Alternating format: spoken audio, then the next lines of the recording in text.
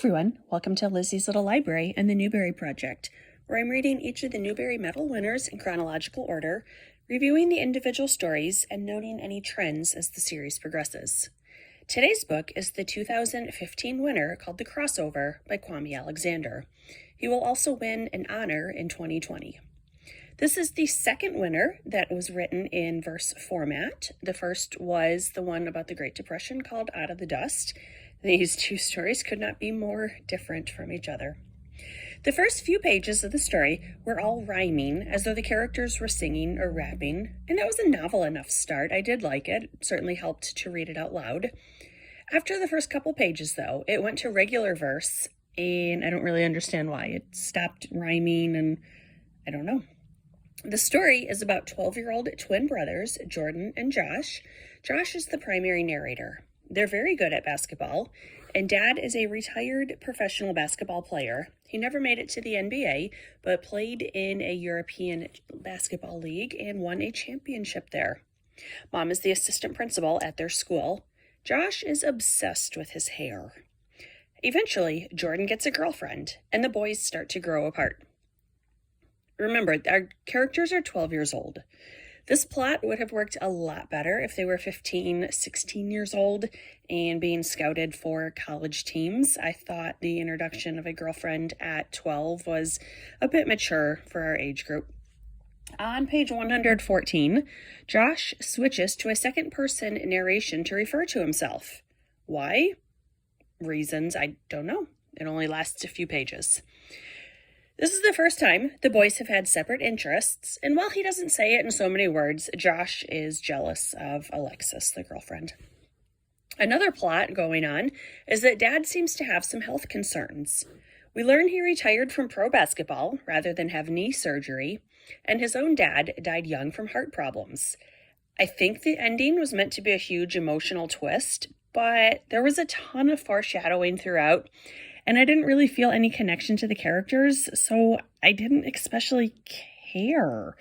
The boys make up at the end and realize it's okay to have differences in life. The end. I was not impressed with this book.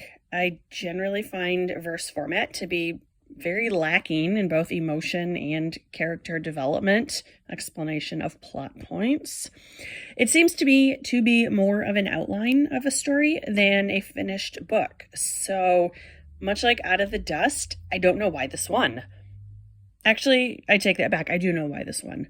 It is another story that was written specifically to encourage boys to read more, which is one of my complaints with Dead End in Norvelt. It was not a particularly compelling story, but it seemed as though it was written to the Newbery Committee with the intention of encouraging boys to read.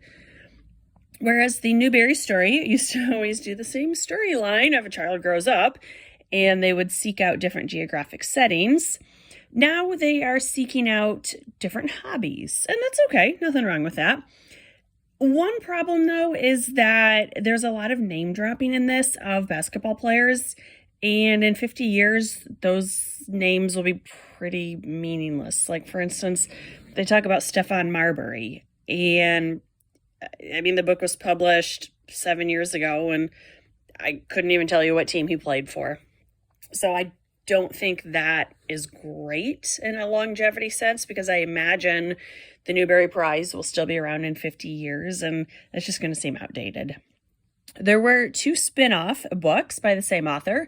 One is called Booked. The other is called Rebound. One is about the boy's dad. It serves as a prequel to this one. And the other is about soccer. I have both of them. I bought them for my class library.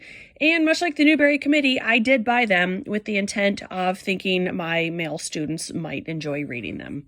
So, if that was their intent, if that was the publisher's intent, I mean, it worked for me at least, although I will say I bought them at Goodwill for about $1 a piece. There were 2 honor books this year, El Defo, and yet another honor for Jacqueline Woodson. She is our modern Laura Ingalls Wilder. A handful of honor books, but poor Jacqueline, poor Laura, never a win, at least not yet. The next winner is called Last Stop on Market Street, and it is a baby book. So even before I read it, I completely disagree with its win.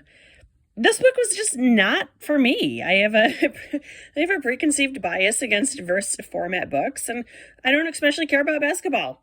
So both of those were huge hindrances to me enjoying the story. You may like it, I didn't, and that's okay. There's enough books published that we can all find something that we enjoy. So this was the crossover by Kwame Alexander. Thanks for watching. Bye.